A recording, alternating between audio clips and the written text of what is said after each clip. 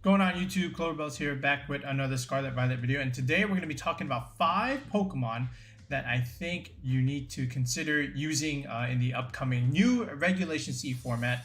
So Regulation B is pretty much one and done. We've done the last regional. Charlotte has come and gone, and now it's time to start getting ready for Regulation C. So now what we're going to start doing is, giving you guys some ideas and some options that you need to consider using in your team building as you get ready for either the upcoming Fort Wayne regional, or maybe just another regional after that, or just for online play in general in Regulation C. So basically, while Regulation B was happening, there were still online tournaments happening for Regulation C, and we've been paying close attention to every single one of them. We've done a lot of coaching for our clients that are getting ready to go to Fort Wayne, and we've been observing the format, and we've been observing these tournaments, and based on what I've seen and the data that I've collected, I've put together 5 Pokemon that I think can do really well when put on the right team. They're not as splashable as some of the other Pokemon, but when you put them on the right team, they can do really well. And when you look at these tournament lists, you'll probably see like maybe a few of them that are within like either the top cut or just under the top cut, but again, not as splashable as some of the other options. That's because they have like very specific niches or a couple of things that hold them back a little bit. But again, when they have the right support, or when they're on the right team, other teams are just not going to have too many answers for them, as long as you learn how to play with them effectively, right? So that being said, if you just compare like Regulation C and Regulation B, it may on paper look like a completely different format, but really all it is that Regulation C is Regulation B plus 4 new Pokemon in the Treasures of Ruin, right? And while they're very good, they're not like completely meta breaking. Okay, they do change the way you build some teams and change the way you might play a little bit. Like Stall is the new king, but other than that, there were still like some Regulation B teams that were in these tournaments, and they still did relatively well. They were still able to top cut, so that just means like, some of the older stuff can still be effective, and you just have to adapt them a little bit for Regulation C. So that being said, you're going to see a lot more dark types, because all 4 of the Regulation C Pokemon in the Treasures of Ruin are all dark types, which means more fairy types are necessary. In the Flutter Mane stuff, you're going to see a lot more fighting types, or at least more fighting coverage, and now also bug coverage, or bug types in general are going to be, they're going to see some play. Like, for example, Pollen Puff Amoongus is like the ultimate answer for Wo Chien, right? Because it's 4 times weak to it, and you can't really leech seed it because it's a grass type. So like, who would have thought that Pollen Puff Amoongus would be the ultimate call here for Wo Chien? All right, but that being said, I digress. We've done a bit of an extended intro. Now let's go ahead and talk about some of these 5 Pokemon that I think could do really well in Regulation C. So let's go. Okay, the first Pokemon that I want to talk about is actually Gyarados over here. So Gyarados is an old favorite, of course, the Gen 1 Pokemon that always finds its way back into the meta in some shape or form. And I like it a lot in Series C, and there has been a couple teams that have been able to utilize Gyarados relatively well, whether it's an offensive set or a more supportive set, right? So, just like Arcanine, you get Intimidate support for your team, but you have a Water type option for the Intimidate rather than the Fire type option for the Intimidate, right? Because some teams, they have like Flutter Mane, and then they have the Chi-Yu stuff. So then it just looks a little somewhat awkward to have the Arcanine as well along with the Chi-Yu. Now granted, yes, they do different things, but it still looks like a little bit clunky when you have double fire types on the team. Like I said, they still do different things, and it's still very much possible. But it looks a little bit better when you just add a Gyarados to something like this, and then you throw in the Amoongus for that grass type coverage and that Wo Chien little check. And now you still have that Fire, Water, Grass core with these 4, right? And then the other 2 is just like filler depending on how you want to play the team. But Gyarados does really well in this kind of format. First of all, it's great into the Great Toss, which is still running around like crazy because the ground coverage doesn't hit it because you're a flying type, and the fighting coverage that the Great Toss has doesn't really do well into Gyarados because you're a flying type, and you just have Intimidate in general for the Great Toss. So it actually very much checks it. So if you need a Great Toss, this is one of them. Okay, that being said, you can also use it as like an offensive set, like we said with the Dragon Dance stuff, okay, along with Terra Blast, all right, Waterfall, and then just simply like protect in the last slot. And then Terra Flying is actually really strong. Just into the Amoongus stuff, and even like the Wo Chiens that don't even Terra, right? And if you can get off one Dragon Dance, you could potentially outspeed almost all of the entire meta. The only thing you have to really watch out for is the Iron Bundle, because you are 4 times weak to the Freeze Dry. But that being said, you know, you can kind of resist that a little bit by just going for your Terra and then only having 2 times weakness. And then if you have something like a Tinglu on your team, they can kind of reduce some of that special attack damage that the Iron Bundle can do. But Gyarados is really nice against a lot of the physical options, right? Just think about what's really strong. You know, the Chien-Paos are running around. Even Dragonites are going for multi-scale now, so you can intimidate that as well. Again, like we said, Great Tusk. You still have the Iron Hands running around, although that being said, it is an electric type that you also need to be aware of. But the physical options get neutered, and you can, you know, get your, you know, your speed control this way with the Dragon Dance. All right. That being said, you know, you do have some supportive sets that have done well also in recent tours. You have the option for Icy Wind, you know, just for spread damage that can reduce speed. You also have access to Thunder Wave, and I've seen this on a couple of teams do relatively well with Thunder Wave Gyarados, just making like a bulky supportive Gyarados with like a Citrus Berry, for example, and then all of a sudden now this support set with like Icy Wind and Thunder Wave looks actually kind of interesting, right? I'm not saying you run all 3 of these moves. I'm just saying like these are some support moves that Gyarados does get that you can fully utilize. And then there's another one that it gets is it's actually Taunt. So Taunt is really nice as well. You know, you're able to stop those Trick Room Tailwind teams from resetting up. You can stop Protects. You can stop other potential setup plays. You know, Taunt is really nice, you know, depending on the matchup and depending on the scenario. But again, Gyarados does get access to it. So, you know, it's just a really, really cool tech choice that it can have here. And, you know, as you go down this list, you like, oh, it gets, you know, some other cool moves. Like, it even gets Bulldoze if you're next to, like, something like a Dragonite, for example. I've seen that a couple times. I don't know if that's going to be, like, as popular as some of these theory moves, but, you know, it is an option there. It also gets stuff like Whirlpool. So, like, Whirlpool, just like, whatchamacallit, like Leech Seed stuff, you know, it'll trap and damage, right? But unlike Leech Seed, the Whirlpool actually will trap them, whereas the Leech Seed, they can still switch out. So this also allows you to just not even have to rely on the Gothitelle stuff. So if you even have like Gyarados and Wo Chien on the same team, and then you have like Whirlpool combined with Leech Seed, okay, then how does the opponent switch? You know, I was watching this a couple times in some tournaments, and I was like, oh, this is actually a really, really cool tech. Okay, so it makes a lot of sense here if you want to consider like Whirlpool stuff along with maybe your Wo Chien, you know, kind of sets. But Gyarados looks really good in the upcoming format. I was working on, you know, one of these teams that were utilizing Gyarados, and basically what it really came down to was like you had the Amoongus and you had some fire type option on your team, like either the Flutter Mane or the Chiyu, and then you had 2 physical options like a Dragonite and, you know, an Iron Hands, and it did relatively well, right? And it just it does nicely into a lot of the format. And I think, you know, depending on whether you want to run an offensive set or the supportive options that we listed here, I think Gyarados can do relatively nicely, right? And it's really nice into the Arcanine stuff.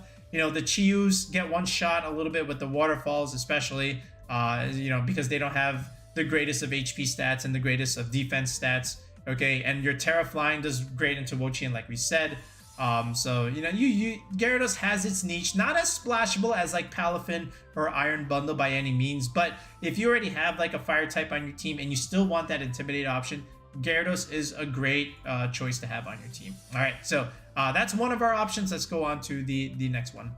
Okay, the next option that I want to talk about is Ceruledge, and I really think this is one of those Pokemon that could actually win a tournament, right? Not that it hasn't done it already, but, you know, in a Regulation C format where it's dominated by quote-unquote these dark types, I think Ceruledge does actually very, very well. And you might consider like, how is that possible, right? You just click a dark move and it dies. Not necessarily, right? Because I was building, you know, one of these Ceruledge teams with one of my clients, and it actually does relatively well, and it could be done in a supportive way as well as an offensive way, right? So if you consider its move sets of like the typical standard set of Shadow Sneak, Bulk Up, Bitter Blade, and then Protect, and then maybe either something like an Amulet, right? The Clear Amulet, or even just like leftovers where you're just alternating your Protects and getting recovery back, and maybe alternating Bulk Ups and whatnot, right? But the idea here is that when you have Ceruledge and then you add now the Chien-Pao onto your team, and even like Dragonite, for example, okay, and then maybe you just round it out with like another Fire, Water, Grass Core with something like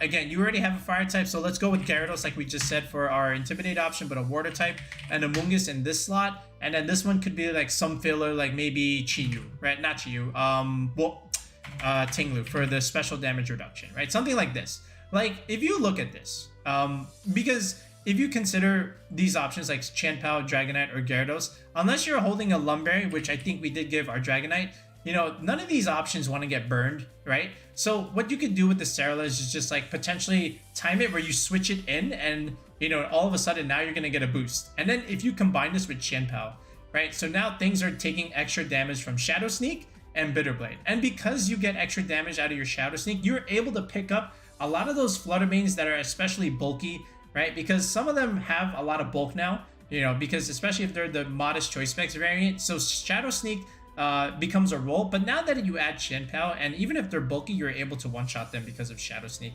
And then you consider stuff like Wo Chien, right? So if you look at Wo Chien, again, this grass dark typing, but like what dark move is it really clicking? The only thing that it's really clicking is Ruination, right? And that doesn't matter in terms of your Ceruledge, right? Because what you're going to end up doing is clicking Bitter Blade, and then any damage that was done, you're going to just recover it right back, and it's a super effective fire move, right? And if this even has one bulk up, this Wo Chien is just going to drop, okay? Like, I understand it's going to reduce its physical damage, right, with the Tablets of Ruin, but the fact that you can just sit in front of it and click, you know, bulk ups and Bitter Blades, you know, and offset that Leech Seed with the leftovers, and then eventually once you're high enough with the bulk up, then you can just one-shot it. Like, that's already like a pretty good answer into the Wo Chien stuff, right? And then you consider the Chien-Paos. Like, yes, it does run a dark move, but again, you're able to still deal, you know, damage to it and get it down to Sash with your, you know, Bitter Blade. And then next turn, just, you know, click Shadow Sneak, and then you're able to KO it, right? Granted, it can run Sucker Punch, you know, to offset that Shadow Sneak. But again, if you have like this bulk up stuff, okay, you can actually have answers into the Chien-Pao. And, you know, I just want you guys to be aware of that. And then even the Chiyus, right? Because some of them are also going for like Grass Terra Chiyus, but this might be the only one where you might have to be a little bit cautious of, because this does run dark coverage. But again, that's also why we added the Tinglu onto this kind of team, where we're able to reduce some of that special attack damage, right, in general. But, you know, anyway, but like these things, if they take a Will-O-Wisp, they're just not going to be doing any damage. So that's why we were able to use the Ceruledge, and then just do extra damage with Shadow Sneak, and extra damage with our Flash Fire, and then extra damage with Bitter Blade. And then because we had Terra Grass on this, you know, that also helped against the bundle stuff sometimes, right? So it's actually really, really nice. And Bitter Blade, you know, because it just does damage, and then you're able to get recovery right back. And then because you have Chien-Pao to make you do extra damage, then it just does a little bit more recovery for your Ceruledge in general. So it has a niche. I'm not saying this is better than Arcanine. I'm not saying this is better than Chiyu or some of your other fire type options, but Ceruledge, believe it or not, has a place in this meta, and it can do relatively well when paired correctly with Chien-Pao, and then also add in the Tinglu for a little bit more support. I think it does relatively well. All right, so let's move on to another squad. Okay, much like Ceruledge that also benefits from the Chien-Pao, I think Scizor also does relatively well into a lot of what's going on around, especially when you have stuff like Priority Bullet Punch, okay, and then you have like Pounce, your bug coverage move, which does relatively well into, again, all those dark types running around, and then again, you do have the Chien-Pao here for a little bit more extra damage here. So with Bullet Punch, you know, because again, the fact that there's a lot of dark types running around, that just means there's going to be more Flutter Mane usage, and that just means more necessity in turn for the Steel type. So if you can just Bullet Punch the Flutter Manes and then make them drop, then that's also really, really nice. Now, that being said, you can also see some of them run Iron Head if they want a little bit more damage out of it, again. And then over here, you might even see something like Close Combat or X-Scissor, and then they just run like an Assault Vest on these Scizor teams, right? And you might also see Scizor mostly on those rain teams with like Pelipper, Palafin, and then something like the Amoongus, okay? And then you just have some filler here, maybe even like the Tinglu, for example, or a Flutter Mane, just to round things out, right? So something like this, I've seen a little bit, and maybe not even the Chien-Pao. You might even see like an Iron Hands, for example, right? But the point is that the Scizor with the Steel coverage is good against opposing Flutter Manes, and then the Bug coverage is really good against all of the Ruination Pokemon, because they're all dark types and they're all weak to Bug. And because of that, I think it can do relatively well. And anything with a priority move that can benefit off of Chien-Pao's ability to sort of ruin. Like we talked about Azumarill, we talked about Dragonite, Arcanine Extreme Speed. We just talked about Ceruledge. Scizor is within that same category because, you know, you don't really care about Tailwinds or Trick Room teams because you just have this priority Bullet Punch, right? And it just does so much damage along with some of these other coverage moves.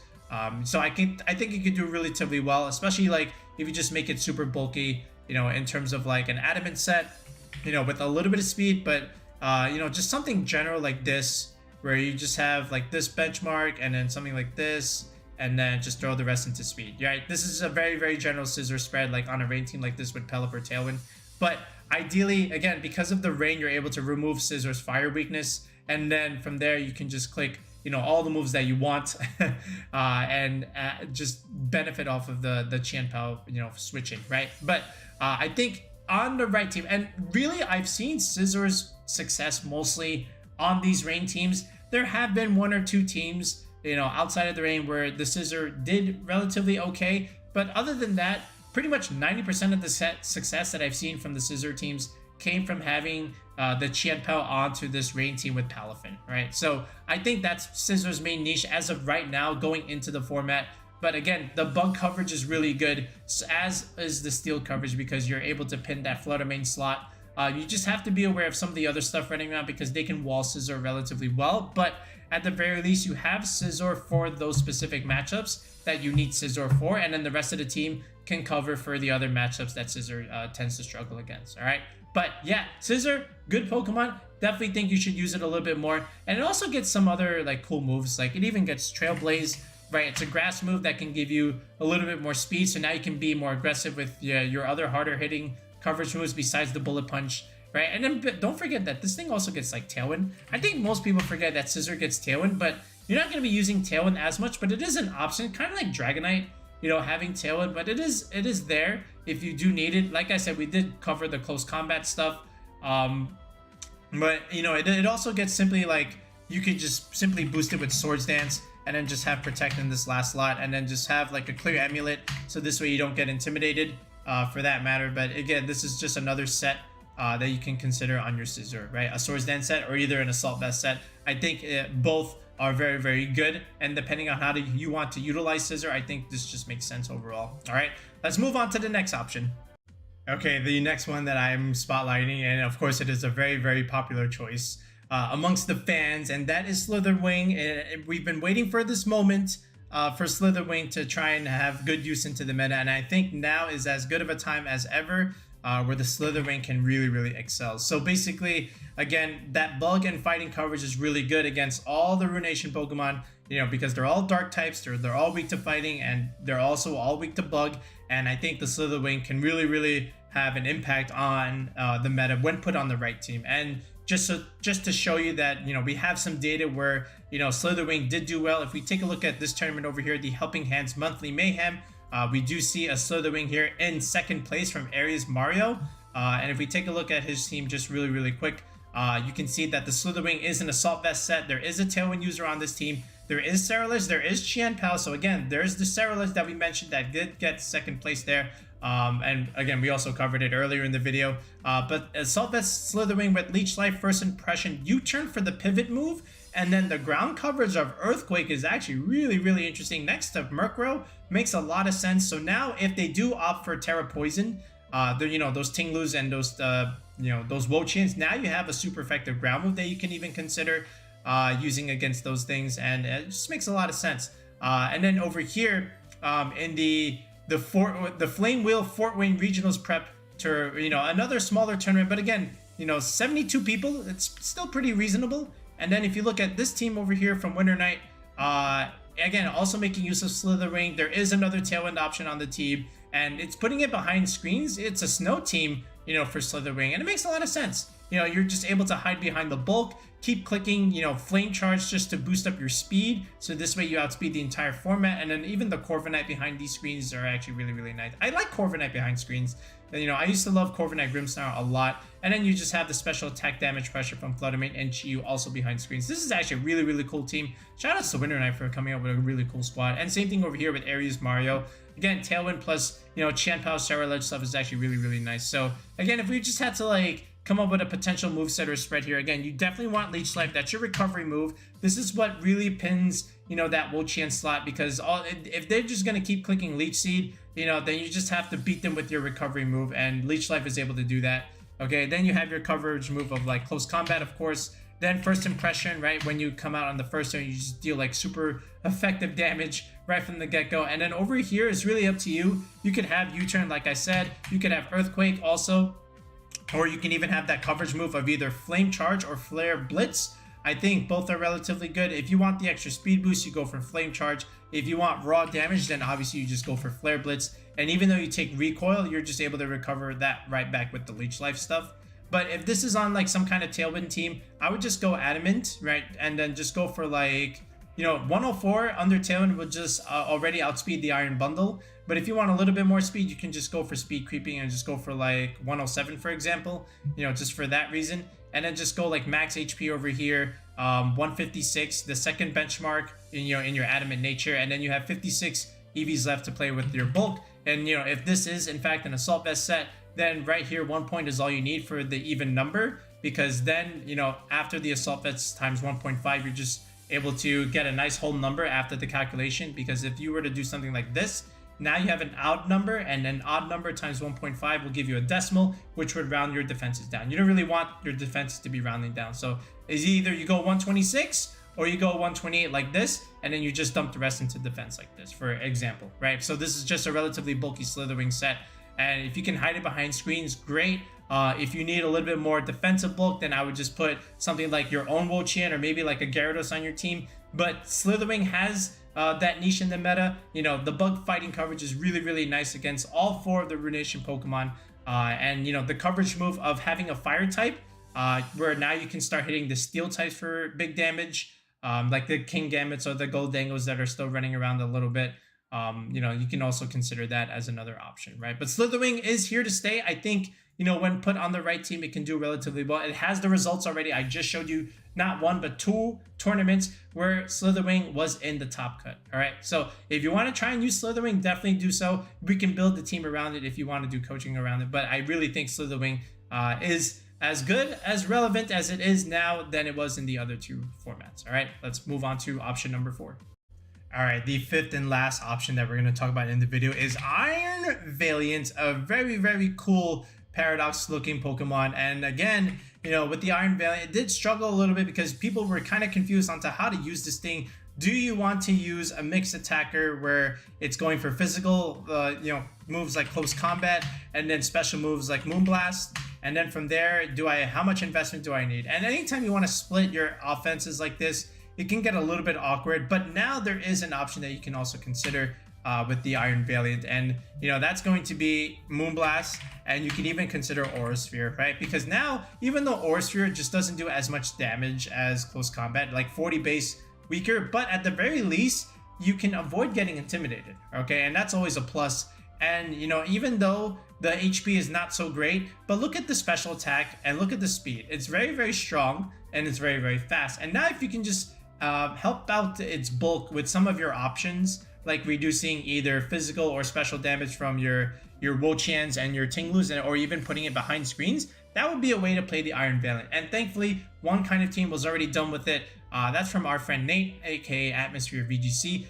This was one of those online tours that we've been talking about, you know, in the beginning of the video. This was from Whooper Wednesdays, right? And Atmosphere was able to take first place with an Iron Valiant team. So if we just take a look and spotlight his team just for a quick second, if you look at the Iron Valiant set, it is a Moonblast and Aura Sphere set, and he opted for Taunt and Protect along with Terra Grass over here. And if you look at here, it's another snow team, right? Snow teams, yo, they're all the rage right now. We might even do a separate video on like the snow archetype and how they can really, really shine at the moment. And by the way, in this tournament, if you look over here, just for a little spotlight, there's another Slither Wing team from our guy Pikuchanaru, who also top cut a team, you know, with Slither Wing. So here's another set where you can use Slither Wing. But anyway, I digress. But Iron Valiant, again, with this coverage of like Moonblast and Aura Sphere, not only are you dealing damage against all 4 Ruination Pokemon, but you deal damage now against Iron Hands, Great Tusk, the Dragonites, Roaring Moons, okay, all of these, you know, fighting and dark types that are weak to Fairy. Iron Valiant now has a as good of a niche now as ever. And then again, the Aura Sphere, it gives you a special fighting coverage that you can click that, you know, besides close combat, you know, even though it is weaker because you can't really get intimidated now, you actually have some good use for it. And if we just take a look at Nate's item, I believe, was it still Sash? No, it was actually Covert Cloak. So that actually is okay, also okay.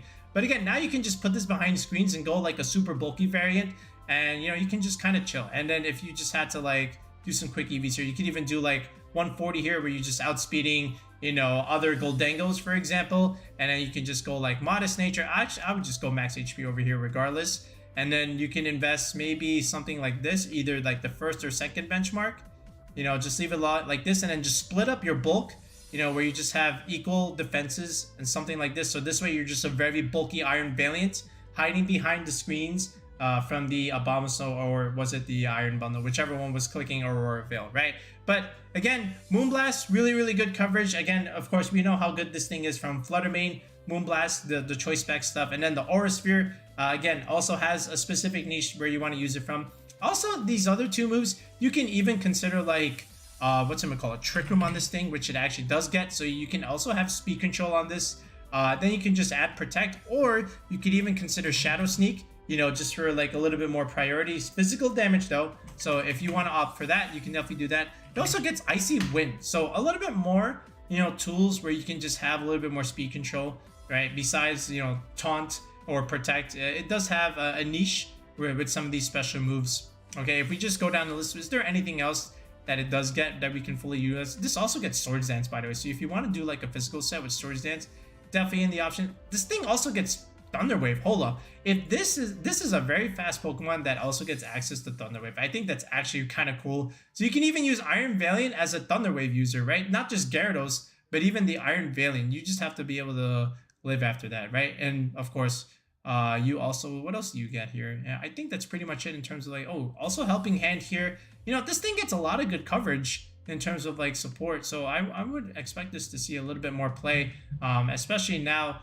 that it looks like it's going to be relatively viable. But definitely Iron Valiant deserves some consideration, as does Slither Wing. The other three are a little bit more up there in terms of like solid options. These two I was just kind of like shooting for, but they have the results from tournaments, so it's not like they're not unplayable. I think you just need to find the right team for them, and I think as long as they have like screen support and Tailwind, I think they can do relatively well in the Iron Valiant and the Slither Wing. All right, so those are our 5 options. Let me know what you think of the 5 that we listed. And again, if you're interested in, you know, team building and getting your squad ready for Regulation C, if you're trying to go to Fort Wayne, or if you're trying to go to another regional that's still Regulation C after Fort Wayne, definitely consider booking your coaching session with me. We've been doing a lot of them, you know, throughout the month of February and March. Okay, and again, if you're trying to sign up, look in the video description below, look in the comment section. We posted a link where you can join the channel as a tier 3 sub, you know, with the team building option. And the way it works is, once you're able to sign up, you message me on Discord for a one-on-one session. We plan it out, you know, depending on our availability, and then, you know, all of it is done through a Discord call. We just we build the team from scratch. I show you how to do all the EVs like we've been showing in this video and some of my other videos, and then from there we give you the squad that you need to try and compete in these upcoming tours. All right, so if you're interested in that, take a look at the video description, or every single video has a join button where you can still join, and it'll bring you to the link to sign up for team building. All right, that'll be it for now, folks. We'll be back with another video in the next one. Peace out and have a good night.